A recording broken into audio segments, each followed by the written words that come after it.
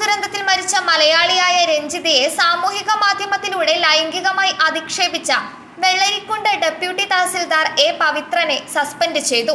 അനുശോചന പോസ്റ്റിന് താഴെയാണ് ഡെപ്യൂട്ടി തഹസിൽദാർ അശ്ലീല കമന്റുകൾ ഇട്ടത്. ഇത് വാർത്തയായതോടെ ഇയാളെ സർവീസിൽ നിന്നും സസ്പെൻഡ് ചെയ്യുകയായിരുന്നു. വിമാന ദുരന്തത്തിൽ അനുശോചിച്ച് ഇയാൾ ഫേസ്ബുക്കിലിട്ട പോസ്റ്റിൽ യുവതിക്കെതിരെ ജാതി അധിക്ഷേപം നടത്തിയിരുന്നു.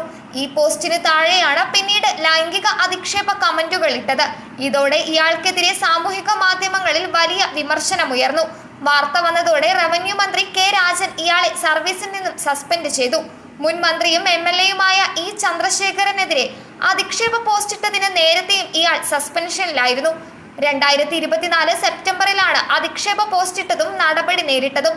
സസ്പെൻഷൻ കാലാവധി കഴിഞ്ഞ് 1 മാസം മുമ്പാണ് ഇയാൾ തിരികെ ജോലിയിൽ പ്രവേശിച്ചത്.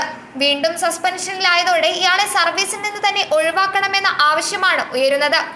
പട്ടികജാതി വിഭാഗത്തിൽപ്പെട്ട ഇയാൾ നേരത്തെയും നിരവധി തവണ ജാതീയ അധിക്ഷേപം നടത്തിയിട്ടുണ്ടെന്നാണ് പരാതി. News desk മലയാളാക്ഷരം.